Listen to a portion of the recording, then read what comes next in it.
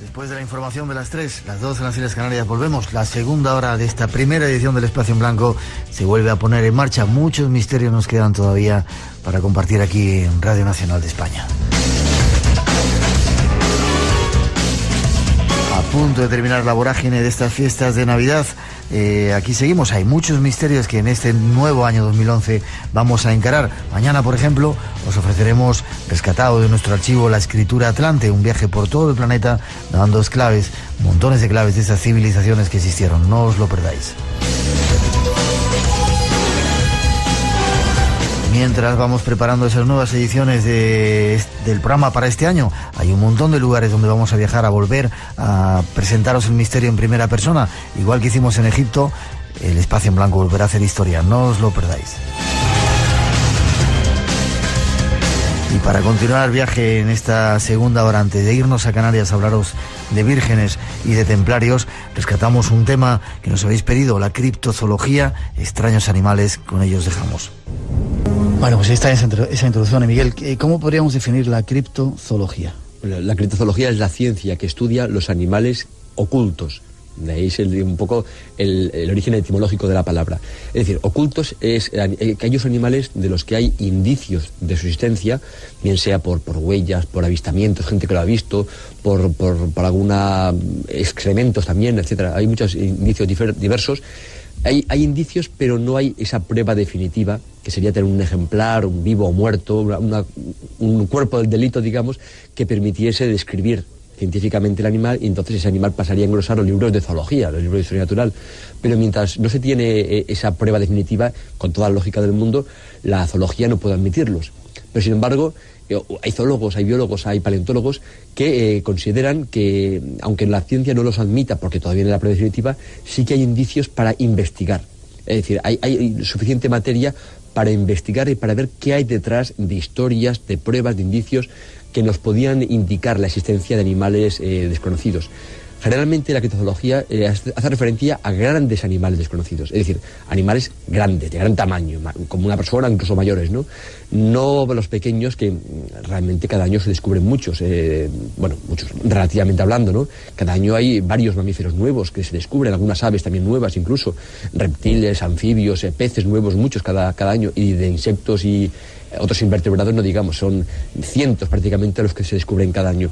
Pero la criptozoología no estudia estos animales porque un pequeño mamífero o un insecto o un ave diminuta no son capaces de generar un impacto social, no son capaces de generar una leyenda detrás de ellos. La leyenda es, por ejemplo, con un monstruo lagonés, que es muy grande, donde la gente que lo ha visto sí que lo habla. Si alguien se ha cruzado con una pequeña musaraña desconocida, no le hará menor caso. Entonces, ese animal difícilmente entrará dentro del campo de estudio de la criptozoología. Por eso nos centraremos, que además es lo que, para el gran público, hay que conocer que es lo que interesa más, con esos grandes animales desconocidos. Uh-huh. Si nos situamos en la Tierra, Miguel, ¿qué animales misteriosos son los que más estudian, aparte de el Yeti, el Sasquatch, el Bigfoot? Bueno, digamos que se pueden hacer tres clasificaciones, tres grandes grupos, ¿no? Uno serían los seres, digamos, de aspecto más o menos parecido al ser humano, uh-huh, que recuerda al ser humano, que puede ser algún tipo de homínidos o simplemente algún tipo de simio que de alguna manera recuerda al ser humano. El ejemplo popular sería el Yeti, pero junto al Yeti hay diversos grupos diferentes en diversos países, tamaños, formas, en fin, realmente es un mundo completo que hay alrededor de estos seres más o menos parecidos al ser humano. Por otro lado estarían los seres, misteriosos que viven en tierra firme, y por otro lado estarían los seres misteriosos que viven en los mares y también en los lagos, ¿no? Uh-huh. Tenemos tres grandes grupos que podríamos estar hablando días de ellos, o sea que en todo caso miraremos de ser lo más escuetos posible para dar un poco algunas pistas de lo que puede ser cada cosa. A estas alturas, ¿qué datos tenemos? No sé si empezar por el Bigfoot, por el hombre, por donde tú quieras. Sí, empecemos por los seres, lo que se llaman los seres salvajes, ¿no? Los Wildman en inglés, los seres salvajes. El más conocido sería el Yeti, que vive supuestamente en el Himalaya y que realmente no se llama Yeti. Ahí empezamos ya con una pequeña confusión lingüística, ¿no? El auténtico Yeti, o Yeti, que es el nombre que en los años 30 llegó a Occidente como ese abominable hombre de las nieves que provocó, ya digo, a principios de los años 20-30, una avalancha de expediciones, y que de hecho, pues incluso los nazis enviaron varias expediciones intentando capturar ese Yeti porque consideraban que era el ario perdido de las tribus arias perdidas que estaban en el Asia Central. El Yeti realmente, según las tradiciones, según las leyendas de los habitantes del Tíbet, es algo parecido, también desconocido por supuesto, pero es algo parecido a un simio, no tiene ni más misterio que es un simio desconocido. Sin embargo, el típico Yeti de nuestra imaginería, ese ser alto de 2,5 metros, que camina sobre 2 piernas, un detalle muy importante, que camina como nosotros, no sobre 4 patas, sino sobre 2 patas. Ese tiene el nombre de Nialmo. Y muchos más, pero en la zona concreta del Tíbet es Nialmo. Y este ser se cree, por sus características, que está muy emparentado con digamos, el primo americano, que sería el Pies Grandes, el Bigfoot o Sasquatch en Canadá. Todos tienen unas características que a muchos investigadores les ha dado que pensar que podían ser un fósil viviente, supervivientes de un simio que vivió hace unos 100.000 años en China, que es el Gigantopithecus. Es el mayor simio del que tenemos noticia, podía medir 2,5 metros, 3 metros de altura, y es posible también que caminara, como hemos visto que camina los muchos testigos que han visto el Yeti y sobre todo el Pies Grandes, que camina siempre sobre 2 patas, ¿no? Es bípedo. Junto a estos seres salvajes de apariencia más o menos humana, pero que no parecen estar directamente entroncados con el árbol evolutivo, es decir, serían lejanos primos evolutivos nuestros, que aunque nos recuerden bastante a nosotros, como pueda recordarlos cuando uno mira a un gorila, por ejemplo, el aspecto de un ser humano, no son claramente homínidos, no son antepasados nuestros, ¿no? Junto a estos hay en otras partes del planeta otros seres salvajes que sí recuerdan de forma mucho más próxima a los seres humanos. Serían, por ejemplo, en lo que en Rusia se llaman los almas, los almasti, pero que realmente desde la Rusia europea hasta el sur de Asia tienen múltiples nombres, pero siempre una característica común, y es que son seres más pequeños que los Bigfoot, de un tamaño próximo más o menos al nuestro, en torno al 1,70 m, 1,90 m aproximadamente. También caminan sobre 2 piernas, pero tienen una conducta, digamos, más evolucionada, ¿no? Y se supone, es una hipótesis de trabajo que hay, que podrían ser descendientes, supervivientes, también otro fósil viviente, del hombre de Neandertal. De hecho, hay libros que tratan sobre eso, hechos por paleontólogos, aportando pruebas, indicios de que podían ser supervivientes del hombre de Neandertal. De hecho, hay un investigador español, aunque radicado en París, que es Jordi Masgraner, natural de Valencia, que se ha estado durante varios años haciendo campañas de muchos meses en unas tierras del norte del Pakistán, antes de que ahora las circunstancias internacionales hayan convertido a cosas demasiado peligrosas, ¿no?, para un occidental, pero en aquellas tierras aisladas de la región del Chitral, que, por cierto, si alguien se acuerda de la novela de Kipling, El hombre que pudo ser rey, el hombre que pudo reinar, y que después hubo una fantástica película, es el Kafiristán antiguo, ¿no? Esa tierra apartada de tribus que aún recordaban a Alejandro Magno. Pues en esa región ha estado durante largas campañas investigando las historias del Barmanu, el hombre salvaje de esa zona, que es en la lengua local, el hombre salvaje típico de todo Asia. Y encontró una serie de indicios tremendos de gente que lo vio semanas antes, días antes, de niños que hablaban como ese Barmanu había secuestrado a un niño de ellos, a un niño que estaba jugando con ellos. Y que hay pruebas físicas reales de que eso él ha escuchado el grito de Barmanu, que es algo, dice, difícilmente, digamos, describible. Lo describe como una cruce entre una hiena y un barítono humano, una cosa tremenda, ¿no? Ha encontrado pelos y sobre todo muchos indicios, pero no ha encontrado un Barmanu físico. Él lo quiere capturar, pero se le escapa, ¿no? Pues está en ese apartado, digamos, de seres más o menos emparentados, que podían ser supervivientes del hombre de Neandertal. Y también, sobre todo en Asia, el sur de Asia, en Borneo, en Sumatra poco, pero sobre todo en Borneo, hay indicios de otros pequeños seres salvajes, también bípedos, también peludos, pero mucho más pequeños, de 1,40 m, 1,50 m, no más de 1,50 m y tanto de altura, que reciben varios nombres como Orampendek, etcétera, ¿no?, que se cree que pueden ser supervivientes del Homo erectus, otro antepasado del ser humano más anterior al hombre de Neandertal, pero que hasta en esa región del sur de Asia, en las islas, y también en Australia, que recibe el nombre de Yowie, pudo vivir hasta prácticamente hace 10.000 años, que en momentos, hablando desde el punto de vista histórico es mucho, pero hablando desde el punto de vista de la evolución es nada, es ayer mismo. Entonces se supone, hay indicios de que podían ser un fósil viviente, supervivientes de ese Homo erectus. En África, continente poco explorado en este campo de los hombres salvajes, una doctora francesa, la doctora Rumelher Eberhard, ha estado muchos años conviviendo con los masáis y con otras tribus, sobre todo de Kenia. De hecho, se casó con un keniata, uno de sus maridos es un keniata y tiene casa en una aldea de Kenia. De hecho, tengo la fortuna de tener un colega del campo de criptozoología, que es el doctor Bonet de Valencia, Carlos Bonet, que ha estado viviendo una temporada con ella y estuvo relatando pues eso, cómo se ha implicado con los nativos masáis para conocer a fondo sus historias, sus leyendas. Y ella llegó a hacer un libro sobre sus investigaciones sobre los hombres no identificados de Kenia y en general de África. Y llegaron a la conclusión de que los nativos que hablaban de esos hombres salvajes hacían referencia a unos tipos muy concretos de hombres salvajes que otros investigadores han identificado como posiblemente supervivientes de hombres, unos serían Homo erectus y otros serían incluso posiblemente supervivientes de algún tipo de pitecántropo. O sea que vemos que el abanico es muy grande, no me quiero extender porque después en Sudamérica también hay otras historias como sería el mono grande, pero que eso nos lleva a otros caminos. Realmente, como ves, es un asunto muy complejo el tema de los hombres salvajes que daría para estar hablando horas, ¿no? Parece mentira que a estas alturas, Miguel, que teóricamente el mundo está absolutamente controlado, dicen que hay satélites que desde ahí arriba, kilómetros en el espacio, son capaces de ver el número del DNI de cualquier espía que ande por aquí. No hayamos todavía aportado pruebas auténticas de que el Bigfoot o el Sasquatch o esos seres existen. ¿Por qué?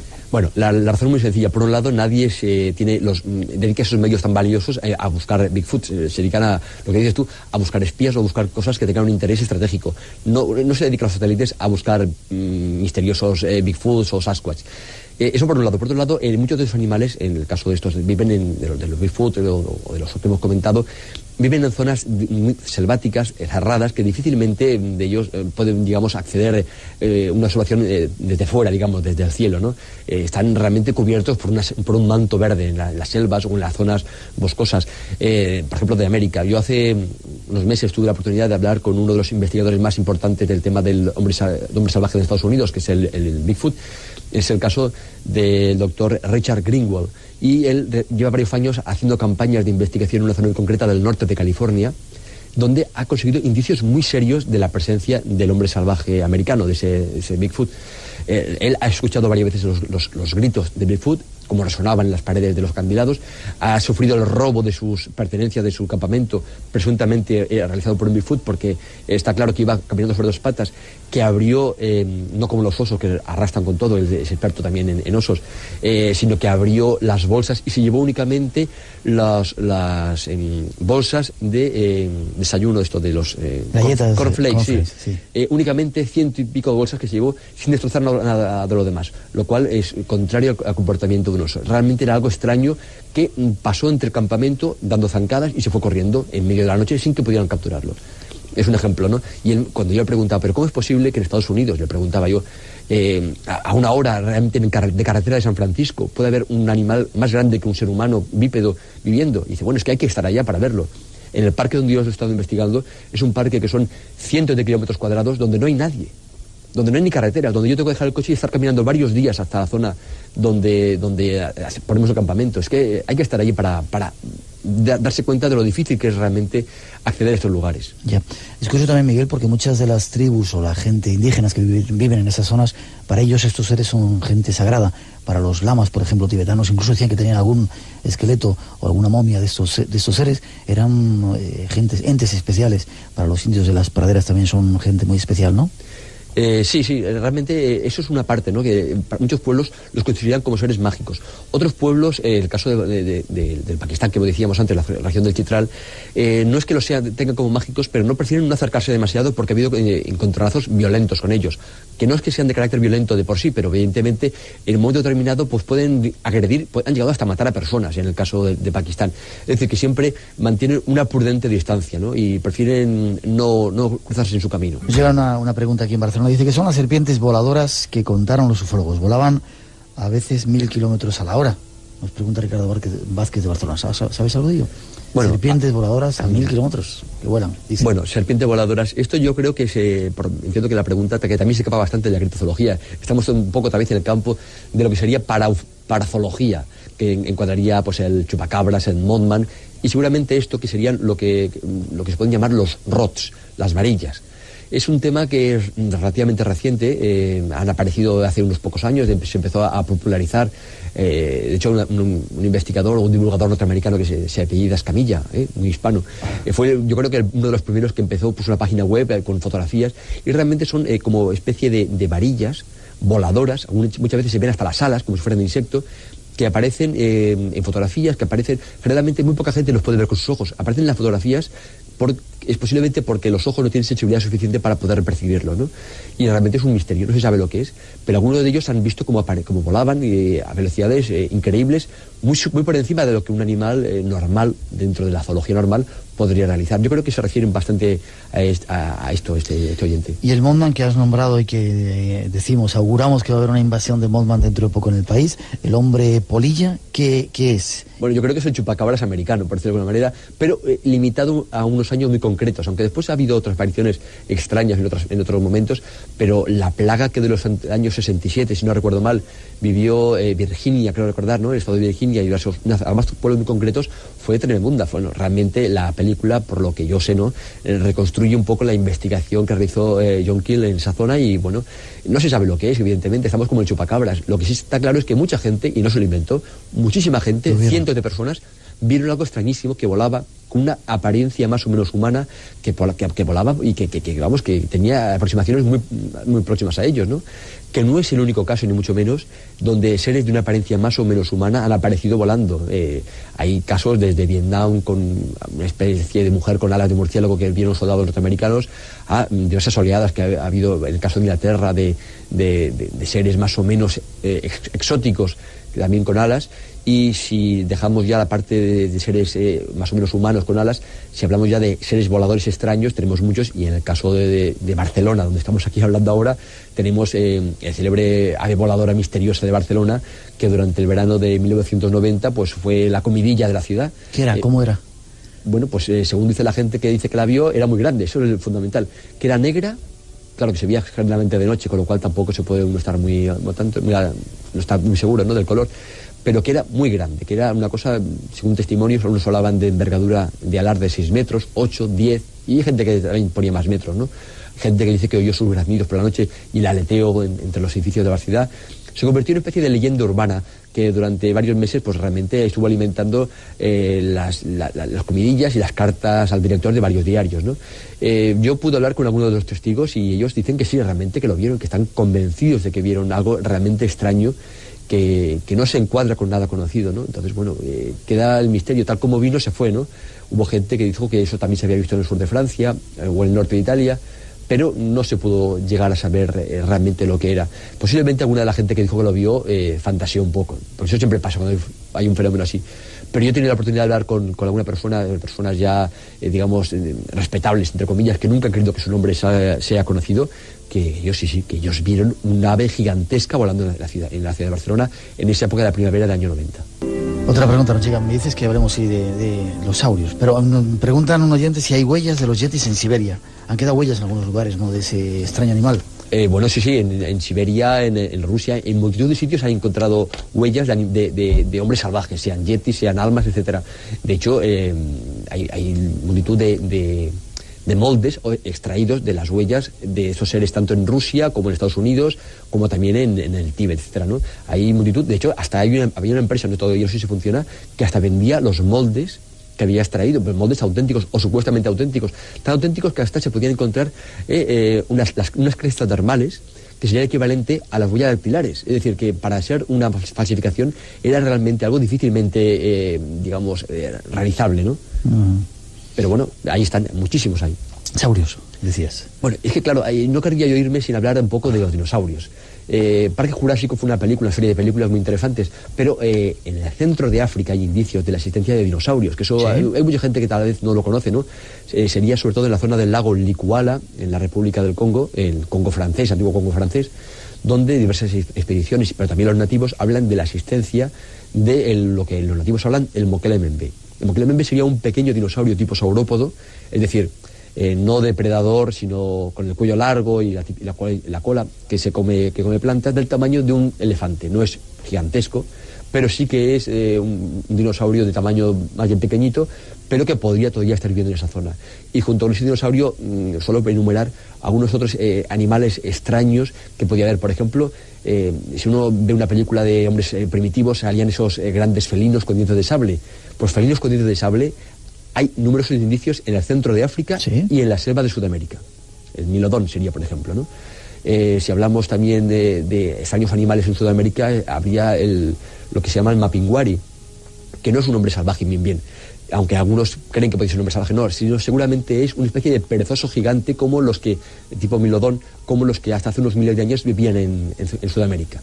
Es todos los indicios de que sea un perezoso gigante de un tamaño de 2 o 3 metros de altura. En Brasil nos contaban algunas historias. Las historias de mapinguari son tremendas, y también en Argentina también llegaron historias. Lo que pasa últimamente, un investigador que se llama Oren lleva años siguiendo la pista del mapinguari en las selvas de Sudamérica, de Brasil.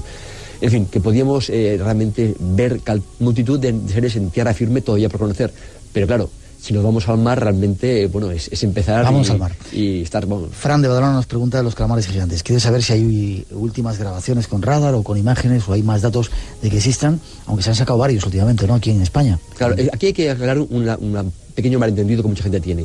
Calamar gigante, que es el género Architeuthis de calamares, existe. No es un animal de criptozoología porque ya hace tiempo, hace muchos años, que está dentro de los libros de zoología. Se han encontrado ejemplares que rondan ya los 20 metros. Sí, un pedazo de bicho grandioso, ¿no? Y cuando llegan a las costas, por ejemplo, del norte de España, en Cantabria, que han llegado, son animales, bueno, espectaculares, de 5, 6, 7 metros, pero que no es ningún misterio.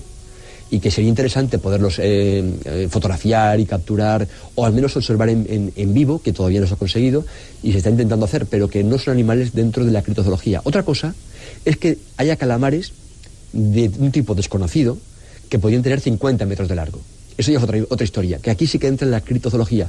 Hay indicios... el Kraken. Sí, o sea, serían seguramente fundamento de las leyendas del Kraken. Hay indicios, por ejemplo, por las marcas que dejan en algunos cachalotes que se han capturado, se han visto que hay marcas que son 2 o 3 veces más grandes que las que podía dejar un calamar de 20 metros. Entonces, eso hace suponer que podían ser o bien calamares de esta especie, pero que han crecido mucho, o sea, gigantones, o bien una especie desconocida todavía de calamares. Y junto a estos calamares están los pulpos gigantes, que también es un animal dentro de la criptozoología.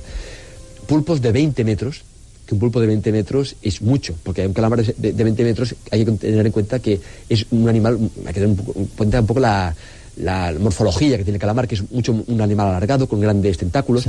Pero un pulpo de 20 metros, que es mucho más rechoncho, sería una bestia tremenda. Pues hay numerosos indicios de la existencia de pulpos, sobre todo en las zonas próximas entre Florida y las Bahamas. De hecho, hasta en el año 1897, en la playa de San Agustín, en Florida, llegó un animal en descomposición grandísimo, enorme, que se pensó que era una ballena, pero que gracias a que se guardaron unas muestras en formol, hace unos años se analizaron esas muestras y se demostró que eso no era un mamífero como una ballena, sino que era un cefalópodo. Es decir, eran los restos de un pulpo gigante. Celacanthus está también otro de los animales extraños que están en el mar, que se ha comprobado que existen, ¿no? Claro. Uno de los fósiles vivientes. La presencia del celacanto lo que nos da es la prueba de que posiblemente el mar nos guarda muchos secretos, porque el celacanto es un animal que era un animal muy corriente hace 200 millones de años, 150 millones de años, pero que supuestamente había desaparecido cuando acabó la época de los dinosaurios. Sin embargo, en los años 30 se encontraron vivos y coleando en las zonas próximas a Kenia, entre Kenia y Madagascar. Y después se han encontrado otros puntos también en el planeta donde todavía viven celacantos vivos. Eso da que pensar que en otras partes del planeta podrían existir también fósiles vivientes de animales que se creen extinguidos. Y eso nos lleva a la serpiente marina, que vamos a ver un minuto de decir qué pasa con la serpiente marina. En los años 60, un investigador que falleció el año pasado, que es el doctor Bernard Heuvelmans, hizo un estudio muy exhaustivo y que después le llevó a publicar un libro sobre las serpientes marinas. Analizó más de 500 observaciones históricas de serpientes marinas del siglo XVI hasta la actualidad, hasta los años 60, y después de desechar las que tenían pocos visos de ser ciertas o eran muy vagas, luego las tabuló y vio que se agrupaban en grupos muy concretos de animales. Y lo que le llevó a formular la hipótesis, que va a decir bastante acertada a la realidad, de que la serpiente marina es las observaciones de diversos tipos de animales marinos desconocidos que tienen toda esa característica común de que son muy alargados. Entre otros animales marinos estarían algunos parientes de las ballenas, seguramente antepasados de las ballenas en la evolución, como el Basilosaurus, ¿no?, que, aunque son mamíferos, tienen un aspecto realmente que recuerda casi a un dinosaurio, ¿no? Estarían otros parientes seguramente de las focas, pero unas focas de unos 10-12 metros de largo con el cuello muy largo. Esto a alguien igual le recuerda al monstruo del lago Ness, y es que posiblemente el monstruo del lago Ness sea el mismo ser que estos del mar, sea este pariente de las focas todavía desconocido, que tanto vive en algunos lagos como el lago Ness y otros más, como en los mares. Esto nos llevaría también a otro tipo de mamíferos también desconocidos, para no alargarnos mucho, algún tipo de reptil desconocido, seguramente algún tipo de cocodrilo desconocido o algún tipo de mosasauro. Volvemos otra vez a los fósiles vivientes que supuestamente desaparecieron, o los plesiosaurios que desaparecieron también en la época de los dinosaurios, pero que pudieran todavía quedar en alguna parte de los mares como fósiles vivientes. Mucha gente ha visto realmente cocodrilos de 15 y 20 metros, 5 cocodrilos por decir algo parecido, es decir, grandes reptiles en los mares de 15 y 20 metros de largo. Hay hasta registros de varios miembros de la tripulación y el capitán de un submarino alemán de la Primera Guerra Mundial, que cuando hundió un barco aliado y el barco se hundía, vio como con la expresión del barco salía a la superficie lo que ellos decían que era un caimán de 15 o 20 metros de largo. Bueno, y ahí está, y hay muchos esto, y aparte están los posibles indicios de peces también gigantescos desconocidos. Hay anguilas también de 15 o 20 metros posiblemente, o en fin, otros muchos tipos de animales, y eso es lo que hemos rozado un poco la superficie del mar. Cuando lleguemos un poco al fondo veremos que hay mucho más. Te tengo casi que ir despidiendo. Te emplazo para otro programa porque cantidad de cosas todavía quedan por ahí. Son innumerables realmente. ¿En España hay algo? En España hay muy poco. Realmente las leyendas de los antiguos hombres salvajes que podían haber vivido en el Pirineo y también en otras zonas, también en el norte de España, pero sobre todo en el Pirineo, a esta época es relativamente reciente, me refiero hasta hace 200 o 300 años. Hay gente que sostiene que todavía pueden existir hombres salvajes en la actualidad, que sería lo que en Cataluña se llama Simiot y en el País Vasco se llama Basajaun. Pero las pruebas más acercadas a la realidad, lo que yo creo realmente es que desaparecieron, si es que existieron, desaparecieron hasta hace unos 200 o 300 años. Pero teníamos también nuestros hombres salvajes, nuestros almas rusos, también vivían en el Pirineo, que serían seguramente supervivientes del hombre de Neandertal, que hasta épocas muy próximas a la nuestra estuvieron aislados en el Pirineo resistiendo el avance de la civilización.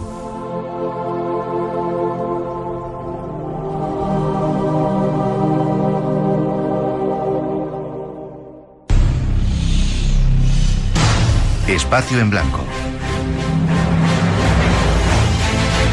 Madrugada del viernes al sábado y del sábado al domingo, de 2 a 4, en Radio Nacional de España.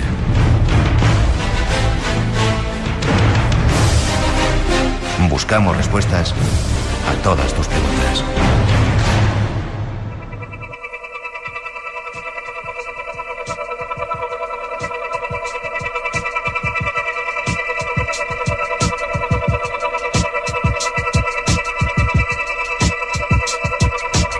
Seguimos el camino, nos vamos hasta Canarias. Canarias es un punto del planeta lleno de misterios, los hemos tratado algunas veces aquí en el programa.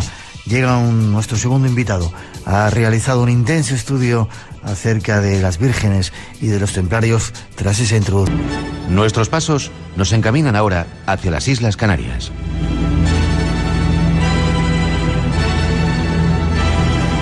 Son muchos los misterios que se dan cita allí.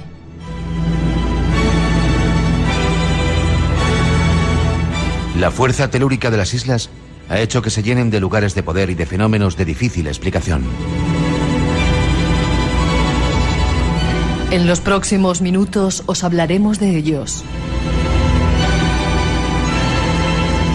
De barrancos llenos de seres alados, de cristos negros, de iglesias misteriosas y de vírgenes con historia.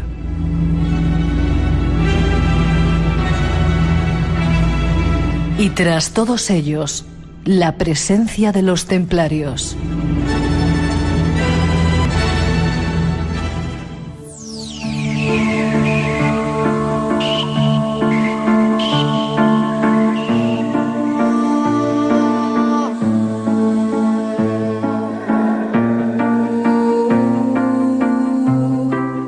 Continuamos viaje, nos vamos hasta las Islas Canarias de nuevo, otro de nuestros lugares favoritos, concretamente hasta Tenerife, para hablar con uno de los investigadores que está por ahí, José Carlos Gil, doctor en Ciencias Políticas, periodista, sociólogo por la Universidad Complutense de Madrid. Buenas noches, José Carlos. Buenas noches, Miguel. Un placer estar después de tantos años en tu programa que nos abrió al mundo del misterio desde una óptica interesante e innovadora. Aquí estamos de nuevo, sí señor. Y es un placer que estemos de nuevo juntos. ¿Te parece, José Carlos? Vamos por partes. Tú de alguna manera te has intentado descubrir esa conexión de las Islas Canarias con los templarios. ¿Estuvieron los templarios en Canarias? La verdad es que resulta un poco extraño y utópico hablar de esa posible conexión templaria, sabiendo todos cómo desaparecieron con la complicidad del papado y la instigación de la corona de Francia entre 1307 y 1314.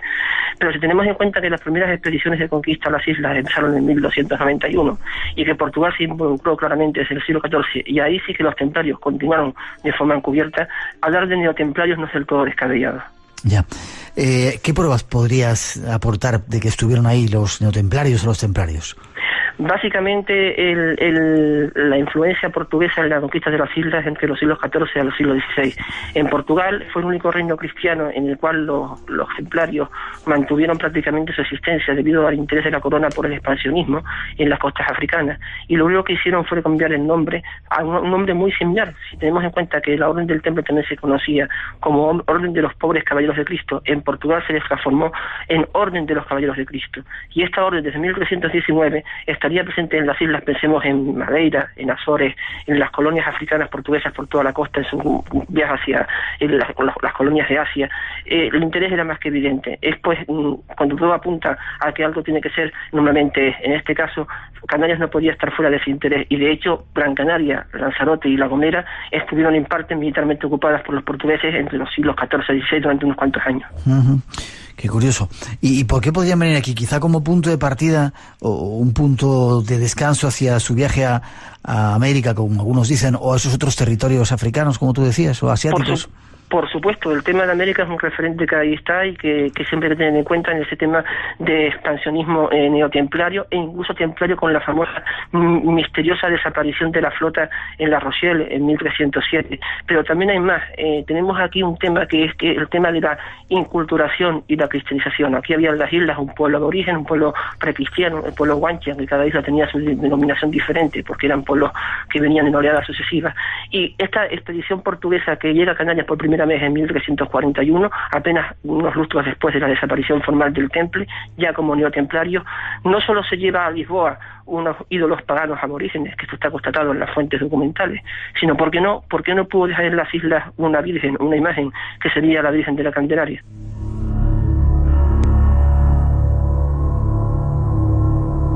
Ya tenéis algunos datos. Esta noche vamos a hablar también un poco de la Virgen de la Candelaria. Pero antes, José Carlos, me gustaría ir a otro lugar, el Barranco de Badajoz. ¿Qué tiene que ver el Barranco de Badajoz con todo esto? ¿Hay templarios ahí? ¿Hay neotemplarios? ¿O simplemente es otro fenómeno que tú también has estudiado profundamente? Aunque, Miguel, pueda parecer extraño, todo está interrelacionado y más en el mundo del misterio. El Barranco de Badajoz, para quien no lo conozca, está emplazado en el Valle de Gurman y efectivamente fue objeto de una investigación que realizamos ya de forma colateral con de la Virgen de Adeje, y que llevamos siguiendo durante años, también por una serie de experiencias personales puntuales que hemos tenido, que quedan en el ámbito de lo privado. Pero que lo impactante del Barranco de Badajoz con el tema de la Virgen de Adeje es que ya desde la época de la conquista, los cronistas de la aparición de la Virgen, el padre de Espinosa, por ejemplo, en 1594, nos habla de, ya lo recogía Paco Padrón entre otros investigadores, lo que nos decía es que había extrañas procesiones de seres blancos en las playas. Estos seres blancos, para algunos, eran los famosos seres de luz del Barranco de Badajoz, que se aparecen desde otra dimensión, desde otra famosa puerta dimensional que podría estar en el barranco, o, ¿por qué no?, procesiones de esos templarios que en la expansión portuguesa dejaron en las Islas Atlánticas una Virgen Negra o una Virgen Solar. ¿Qué me dices? Yo me decanto por lo segundo. ¿Qué me dices, sí? O sea, que amparados un poco en ese misterio de esas figuras blancas espectrales que algunos hemos visto en ese Barranco de Badajoz, supongo que tú también has visto algo parecido, ¿eran templarios que andaban por allí, por Candelaria? Por lo menos he fotografiado.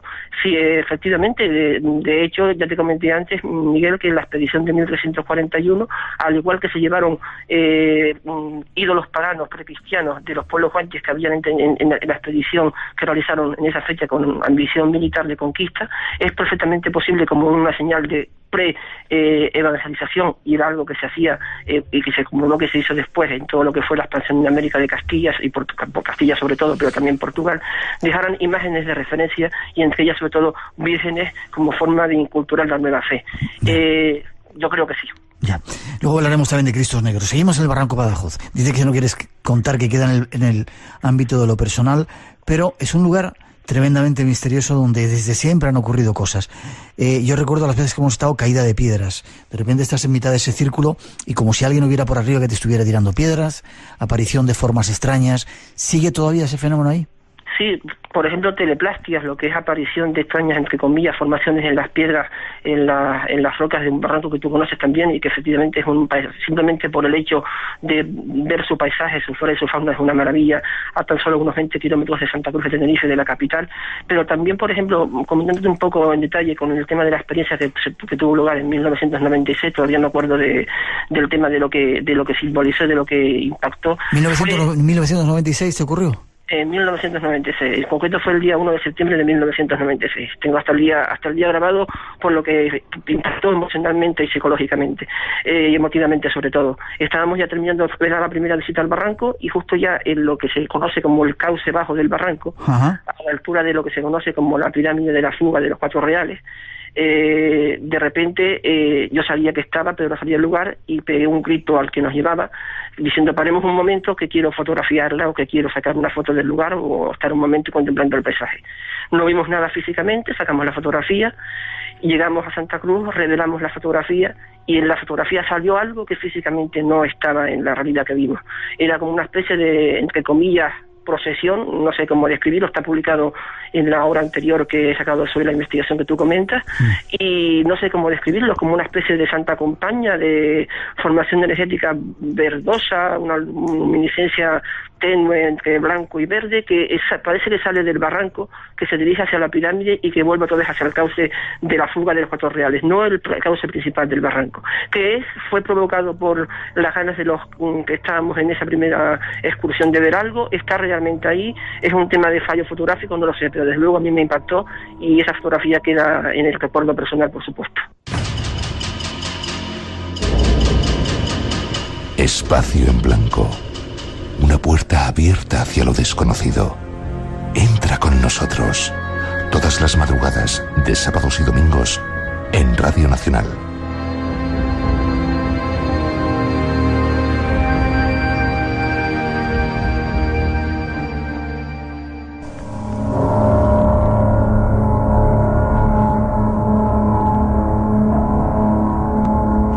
Seguimos en Tenerife con algunos de otros misterios. Cristo Negro, muy cerca de ese barranco de Badajoz hay un Cristo Negro, una figura que llama mucho la atención, ¿verdad, José Carlos? Por supuesto, y nuevamente volvemos al tema de Güímar. Es curioso también, por ejemplo, respecto a la Virgen de la Candelaria, que desde todo el respeto a la Villa de Candelaria como papel trascendental en la historia de fe de las islas, hay que tener en cuenta que ni la imagen más antigua, para algunos original, para la iglesia copia más antigua, está en Candelaria, está en Adeje, ni se apareció en Candelaria, se apareció en Güímar. Y en Güímar también tenemos el Cristo Negro. Nuevamente, y además curiosamente, en el barrio de San Juan, que está muy próximo al barranco de Badajoz.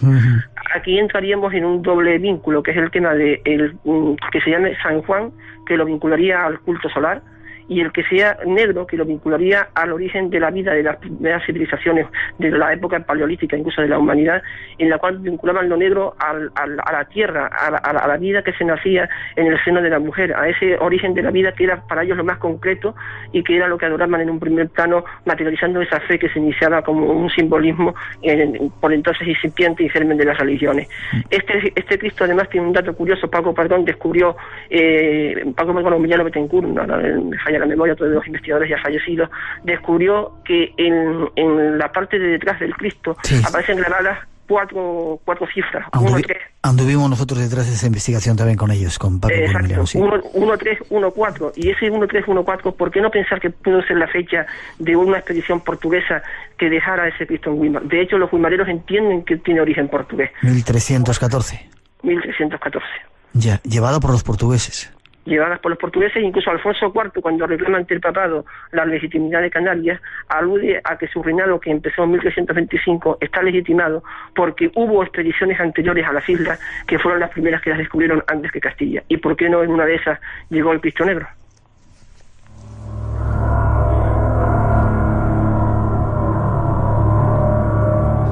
Con el tema tendríamos para estar hablando multitud de horas. Vamos con la Virgen de Adeje. una Virgen, la Candelaria. La Candelaria. ¿Cuál es la historia? Bueno, digamos la leyenda. Parece ser que se aparece a unos pastores o a unos guanches que estaban allí en una cueva. Sí, efectivamente. Aquí volvemos al tema nuevamente de la vinculación de lugares sagrados de poder de todas las épocas en cuanto a tradiciones ancestrales que se remontan en la noche de los tiempos con la modernidad, con la fe cristiana, en una especie de simbiosis, de simbolismo sincrético. No se sabe la ciencia cierta del siglo en concreto, siglo XIV para algunos autores, como ya fallecido Romeo de Armas, siglo XV para otros, pero en una playa de Weimar, una playa que para ti es muy querida también, que es la playa del Socorro, se aparece a unos pastores guanches una imagen que en principio ellos confunden con una mujer y que les produce heridas cuando intentan atacarla. ¿Heridas? Heridas cuando intentan apuñalarla, la mano del guanche sangra. Luego intentan lanzar piedras y queda paralizado el brazo que lanza piedras, y solamente cuando llaman a Arminsey, al rey de los aborígenes de los guanches, para que vean el fenómeno, el rey entiende que es entre comillas, algo atípico, algo sobrenatural, decide llevarlo a su cueva y solamente lo porta a él, y solamente se puede detener en el lugar en el que la Virgen quiere que se detenga. Tiene después multitud de milagros impresionantes en su aparición, tiene resurrecciones, curaciones de ciegos, cofres voladores, es una que libera al esclavo, es una Virgen negra, Virgen solar rica en tradición y en milagros y en leyendas. Pero curiosamente, esta imagen, que se dice que en 1789 primero se abrazó por un incendio y luego en 1826 habría desaparecido por una inundación, para unos pocos creemos que no, que se intentó salvarse de los procesos de desamortización que estaban ocurriendo en España en aquella época, y que hizo que algunos intentaran esconderla, entre comillas, y llevarla a un lugar todavía más al sur para protegerla de la desamortización y de los desmanes que ocurrían contra los bienes de la Iglesia Católica en el siglo XIX. Ya, pero déjame un poquito, vamos primero a la leyenda. La leyenda, esos guanches ven esa figura, esa mujer, ese ser, y luego surge la leyenda. ¿Cómo se hace, pasa de esa mujer, de ese ser vestido de blanco, creo que era, a la Virgen de Candelaria? Los seres de blanco van de forma, dijéramos, colateral a la figura de la Virgen. El tema de la Virgen es que se traslada a la cueva, y ya cuando llega a la cueva del Mensei, lógicamente hay un proceso de inculturación. Los castellanos y los normandos empiezan a llegar en sucesivas oleadas históricas de conquista a las islas. Ajá. Y esas sucesivas oleadas van, entre comillas, aprisionando, haciendo cautivos a determinados aborígenes que inculturizan, les convierten a la fe y sirven de puente entre el mundo antiguo y el mundo nuevo. Ya. Y esos aborígenes aprovechan la Virgen para proceder a la evangelización de todo el pueblo en su conjunto. Entiendo. La cueva es donde se aparece, donde actualmente puedes llegar a visitarla ahí en Candelaria. No tiene nada que ver. La cueva está en uno de los barrancos del valle, que está también además vinculado también a leyendas templarias, porque hay curiosamente en sus proximidades un torreón octogonal, también vinculado al tema neotemplario de la época de la conquista, aunque para algunos es una construcción ulterior, pero está en lo que era, aunque efectivamente se veneró la Virgen en la cueva que tú comentas, al lado de la basílica. Sí. Sin embargo, esta primera cueva primigenia estaba en uno de los barrancos, el barranco donde estaba la residencia del Mensei, al igual que también en el barranco de Badajoz se sabe que hubo residencias de los Menseyes, de los reyes guanches, esta vez de Weimar, como lugar de poder, como lugar de referencia. Ya, no nos queda mucho tiempo, José Carlos. Virgen negra, curioso también, ¿no? Eso tiene mucho que ver con los templarios, es un dato ahí a tener en cuenta, ¿verdad? Sí, además con un extraño código que hemos podido... Eso te iba a preguntar, al final quería preguntarte ese código que lo has descrito tú, lo has desarrollado tú, ¿no? O por lo menos hemos podido íntegramente reproducirlo después de años de investigación, no descifrarlo porque es imposible, y lo ponemos a disposición en la obra de informáticos, periodistas, investigadores, semióticos. De hecho ya estamos formando un pequeño equipo para intentar continuar en la tarea de intentar averiguar el significado real, pero es curioso que el mismo padre Espinosa en 1594 nos dejó dicho que esas letras no eran decorativas. Hubo intentos en los siglos XVI y XVII por investigadores que se acercaban desde la fe y sin ningún tipo de rigor científico, como Argote de Molina o Alonso de Andrade, que eran personajes relevantes de la época, pero que no tenían criterios filológicos ni medios adecuados para resolver desde una teoría de decodificación. ¿Dónde están esas letras? Esas letras, Miguel, recorren todo lo que es la vestimenta, y el problema que teníamos es que después de años intentar pedir permisos para analizarla por la parte de detrás, porque está expuesta en un retablo en Santa Úrsula de Adeje, también cargada de simbología masónica y neomasónica, no lo habíamos podido conseguir. Dio la casualidad que en 2009 se organizó una exposición y en la laguna de imágenes marianas, y allí ya sí que tuvimos la oportunidad. Y curiosamente, Miguel, te duele que cuando los árboles no nos dejen ver el bosque, el comisario que organizó la exposición, sabiendo que esa imagen es la auténtica, aunque sin querer desvelarlo y revelarlo, colocó en medio de una sala de imágenes cristianas y de cuadros, al lado de la supuesta copia de la Virgen de Adeje, para algunos original de la Candelaria de Adeje, una piedra negra aborigen guanche. ¿Por qué y para qué? ¿Qué quería decirnos? ¿Qué quería decirnos? Que era la original, lógicamente. Ya. Y las letras que salen ahí, que habéis detectado que salen en la túnica de la Virgen, ¿qué letras son? Pues son letras que no tienen ningún tipo de significado aparente. Sin embargo, cuando uno las analiza en una primera aproximación, y también curiosamente hemos descubierto que aparecen números. El número 7, que es un número de carga simbólica neomasónica evidente. El tema también de que hay determinadas palabras, como por ejemplo Molaley, que se suele repetir con asiduidad, y que nos recuerda el nombre de Jacques de Molay, que fue el último gran maestre de la Orden del Templo, aunque sea semánticamente. Por ejemplo, Miguel, el tema de Murrián, que nos recuerda el nombre en griego de María Magdalena. Yo creo que quizás tenga que ver con el objeto que está en el interior de la imagen, que también es otra de sus leyendas, y que solamente podremos saber lo que significa cuando tengamos lo que está dentro, e interpretar lo que está dentro cuando tengamos lo que está fuera. Ya. Te iba a preguntar para terminar, alguien dijo, yo creo que era Paco Padrón o Emiliano Betancourt, que dentro de esa imagen había algo, como tú has dicho. ¿Hay algo realmente? ¿Se sabe? ¿Se ha comprobado? Efectivamente, otros investigadores como Fernando Hernández me han comentado en esta investigación y en su última etapa que hay incluso pruebas radiográficas en Madrid en la década de los 90 que prueban la existencia de este objeto con forma romboidal, aunque según otras fuentes forma cilíndrica, que estaría a la altura del corazón. Yo entiendo que podría ser incluso hasta un mapa que, como tú comentabas al comienzo, nos indicase el camino hacia algún lado, quizás hacia América. Se le ha hecho además en la prueba del carbono 14, que la vincula con el siglo XIV en cuanto a origen de su datación, que la situaría nuevamente en el siglo neotemplario portugués. Y no solo eso, hemos podido hacer también delante de la imagen, entre comillas, no te contaré las aventuras para lograrlo, la prueba del péndulo, colocándolo exactamente en la vertical de la imagen. Yo era un escéptico total, pero después de hacer el Camino de Santiago y de escuchar que personas efectivamente lo habían hecho en lugares claves, simplemente una simple pomada de pesca con una cuerda y colocarla en determinados puntos, y en la Virgen de Adeje el péndulo, Miguel, se mueve.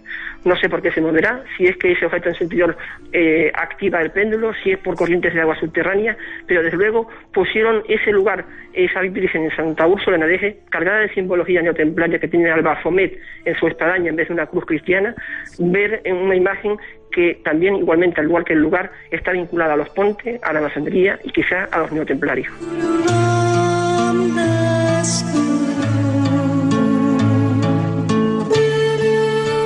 Ahí está, un avance de ese interesante trabajo. Yo he visto, José Carlos, cómo se movía el péndulo, volverse loco a lo de esa imagen. José Carlos Gil, el enigma templario de Tenerife, la Virgen de Adeje. Más información, ¿dónde pueden encontrar a nuestros oyentes, José Carlos?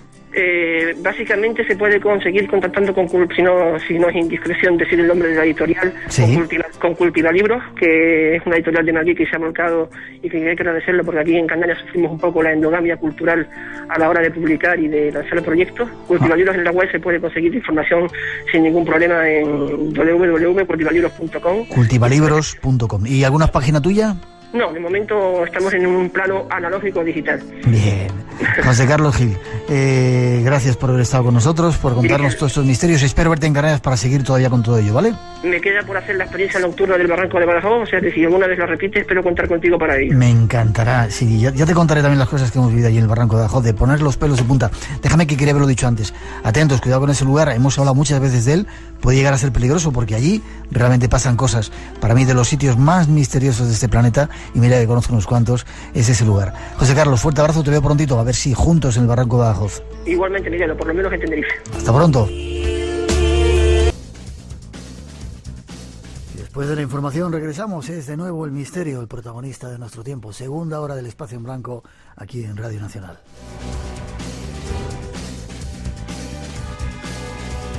Gracias a todos por seguir ahí conectados y unidos a esta experiencia de comunicación. Nuestro deseo que disfrutéis de este tiempo de radio en verano Buen trabajo si estáis haciéndolo, buenas vacaciones. No olvidéis que en cualquier parte del mundo tenéis una cita con el Espacio en Blanco. Se puede escuchar.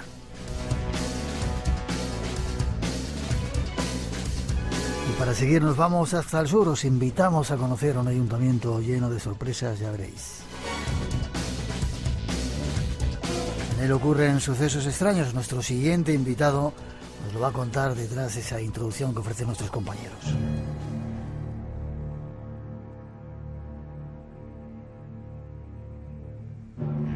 Nos vamos a la búsqueda de misterios.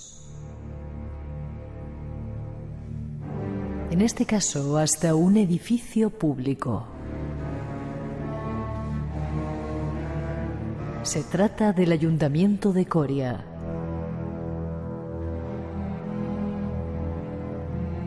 Un lugar lleno de leyendas, historia, inquietantes presencias y fenómenos extraños.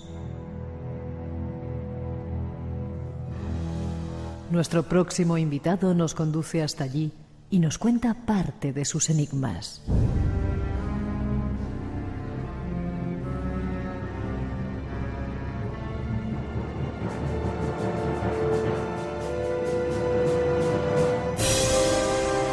Y nos vamos con uno de esos investigadores que en nuestro país se dedica a desentrañar misterios, a aliviar un poco tensiones.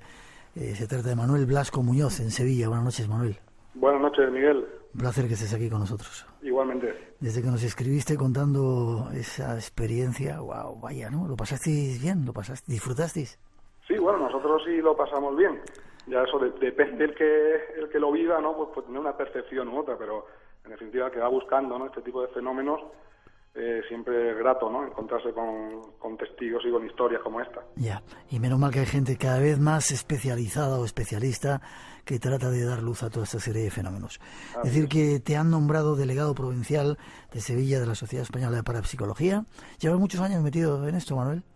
Pues llevo desde que tengo uso de razón, como yo digo. Yo me recuerdo desde que era pequeñito que a mi padre le quitaba yo una grabadora que él tenía de citas, de cassette, y me ponía a grabar en casa, y de eso te hablo pues con 6, 7 años, de encerrarme y apagar las luces y dejar grabando a ver qué se escuchaba, y desde siempre, la verdad, siempre, tanto tema ufológico como tema para ciencia, fenomenología paranormal, me ha llamado siempre. Vale. Siempre. Y aparte de las experiencias que vives cuando sales a hacer una investigación, ¿te ha pasado algo a ti a nivel personal que te haya trastocado, te haya abierto la mente en estos temas? Pues sí que me han pasado, a ver, siempre van relacionadas con las investigaciones, ¿no? Pero sí que he tenido encuentros en los que yo soy muy escéptico. Yo, incluso el grupo de compañeros con los que yo investigo, me tachan de excesivamente escéptico, ¿no? De que les tiro por tierra cualquier acontecimiento, cualquier caso, porque le intento buscar siempre la explicación lógica. Pero yo personalmente sí que he tenido experiencia. Yo tengo que decir que yo no soy ningún sensitivo, no tengo, por lo menos creo que no tengo desarrollado ese don que pienso que todos tenemos, ¿no?, pero algunos lo tienen desarrollado. Yo no, pero sí es verdad que a nivel personal me han ocurrido historias. Cuéntanos alguna. Pues a ver, mira, yo tenía un amigo hace muchos años que falleció, ¿vale? Falleció una enfermedad, tenía 18 años y claro, nos marcó a todos bastantes. Yo, el día antes de su fallecimiento, había estado hablando con él, le dije de ir a su casa, me dijo que se encontraba muy cansado, que no tenía ganas de recibir visitas, y lo aplazamos para el día siguiente. Y al día siguiente, pues bueno, recibo esa llamada, ¿no?, que nunca debí recibir, en la que me comunicaban pues que mi amigo se había ido. Claro, desde aquel día yo empiezo a sentir que no estaba solo. En mi cuarto, desde luces que se encendían solas, yo tuve que salir. De hecho, me tuve que ir de casa una noche porque estaba solo, se me encendieron todas las luces a la vez del salón y bueno, yo pasé miedo de verdad y me fui. Entonces, un día llegué a tener un sueño. Espera, Manuel, ¿tú crees que era tu amigo que estaba allí de alguna manera manifestándose porque no había cerrado la cita del día anterior? Yo quiero pensar que sí. Quiero pensar que sí. Después, de hecho, ha habido una persona que echa cartas y que ve, digamos, parte de ese otro plano, que antes de que me ocurriera todo eso ya me lo dijo, incluso antes de que mi amigo falleciera. Esta persona ya me lo anunció. ¿Qué te dijo? Pues me dijo que yo tenía un amigo con el que otros amigos habían tenido una serie de problemas y que yo no cayera en eso porque podía ser que dejáramos de vernos y que que terminara bien con él, de alguna manera. Y cuando eso ocurrió, fue la que me preguntó directamente si me pasaban cosas extrañas, que si yo notaba presencia, que si en mi casa había vivido con aparatos electrónicos que se hubieran encendido y tal, y efectivamente así era. Ya. Así que me lo confirmó, sí. ¿Y te he cortado? ¿Qué pasó? ¿Te fuiste de casa acongojado por el...? Sí, lo dejé todo tal cual, dejé la tele encendida, las luces encendidas, me fui, y al cabo de los 2-3 días, que ya volví con mis padres, yo volví a mi casa, y en un sueño, un sueño muy vívido, este amigo se aparece, me da un abrazo, me pregunta que si yo era consciente, que si sabía que él estaba muerto, y me quedo con ese abrazo. Fue un abrazo real, yo es que lo recuerdo y no lo recuerdo como un sueño. Y a raíz de ese día cesaron todos esos fenómenos, dejaron de ocurrir cosas. Por eso, quiera que no, pues lo que hace es confirmar un poco esa teoría, ¿no? De que realmente dejamos esa despedida ahí pendiente y hasta que no se llevó a cabo, pues no siguió su camino.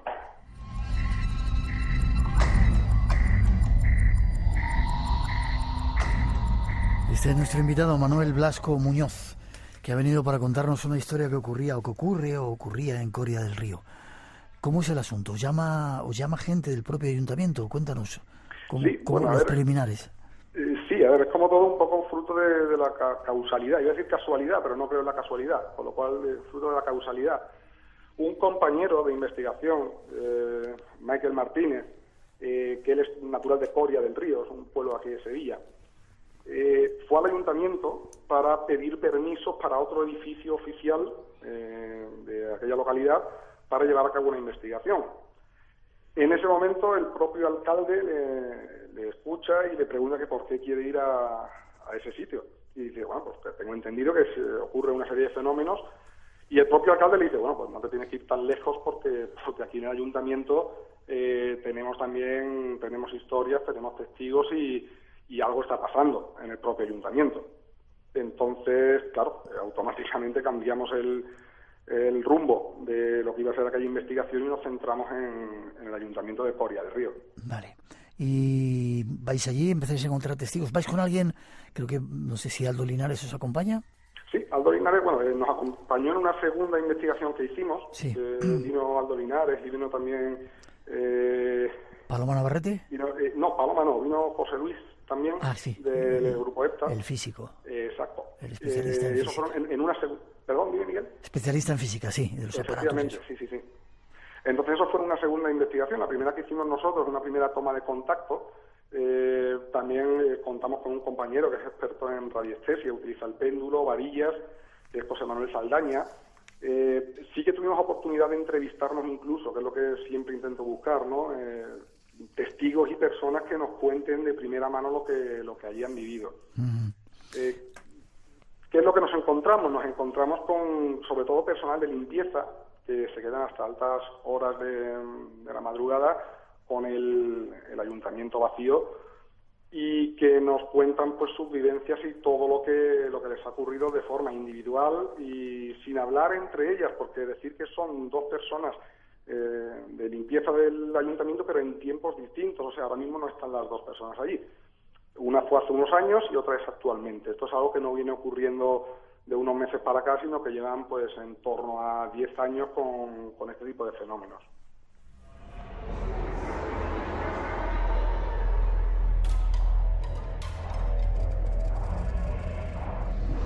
Y una de ellas, vamos a poner a nombre Pilar, es la primera testigo, es un nombre ficticio, sí, que pertenece al equipo de limpieza del ayuntamiento y que contaba que ocurría allí. Pues a ver, nos empieza a contar que en la planta de arriba, antes de que se reformara y fuera ayuntamiento, ¿vale? Allí había un pasillo larguísimo y ella lo que nos cuenta es que actualmente se encuentra con una sombra negra. Ella dice que jugaba con ella, ¿vale? Que se escondía detrás de las columnas y que continuaba lo que en su día fue aquel pasillo, un pasillo que ya no existe, es un pasillo de otro tiempo y parece que esta figura continúa ese camino por las paredes que antiguamente estaban delimitando, ¿no? el pasillo que ya no existe. Jugaba con ella escondiéndose en las columnas, era un pasillo con columnas. Efectivamente, era un pasillo, había una columna a los dos lados y era un pasillo largo. Ahora ya se ha cerrado, se han abierto distintas estancias, distintos despachos y entonces ya no existe. Entonces por esas columnas ella vio una sombra, fue a la columna, ya no había nada, pasó por la otra columna y al final se perdió por una de las paredes como siguiendo lo que era el curso de aquel pasillo inicial. Qué curioso. Eso ocurría en la planta de arriba. ¿Y en la planta baja? En la planta baja está una persona, como tú has dicho, Miguel, por ejemplo, pongamos que Pilar, para no dar nombres, asegura que se encontró con un torso humano, ella solamente lo ve de cintura para arriba, y coincide en que le veía, coincide porque ahora veremos el otro testimonio, que le veía una prenda roja, podía ser un chaleco de pico rojo, un jersey rojo, y lo ve claramente. De hecho, lo tiene a 3 metros o así de distancia, y en el momento que avanza hacia ella y están a 1,5 metros, 2 metros, dice que se desvanece como una bruma, y claro, eso sí que le provocó un miedo terrible y hizo que tuviera que salir del ayuntamiento. Ajá. ¿Se pudo identificar a quién se parecía o quién era ese torso, a quién correspondía? Claro, o sea, a ver, en un principio esta persona, ¿vale?, que digamos que es la más actual, es una de personal de limpieza actual del ayuntamiento, ella no lo identifica, sí que lo describe con total claridad, porque ya te digo que era una figura física, aunque fuera solamente de cintura para arriba, pero lo vio claramente. Pero sí que ocurre que la otra testigo que tenemos, la cual tampoco vamos a dar nombre, ella lleva toda la vida trabajando en el ayuntamiento y nos dice que ella se ha encontrado directamente cara a cara con la figura de un compañero, de una persona que ella conoce bien, que falleció hace unos 20 años y que de hecho, llegó a tener incluso la capilla ardiente en el propio ayuntamiento, era una persona muy querida en el pueblo.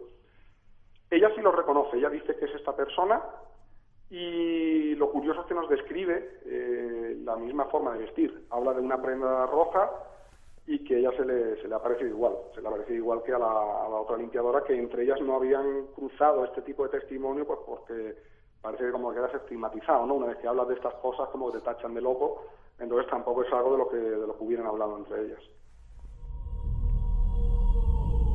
Espacio en Blanco. Tu cita con lo desconocido. En Radio Nacional. Con Miguel Blanco.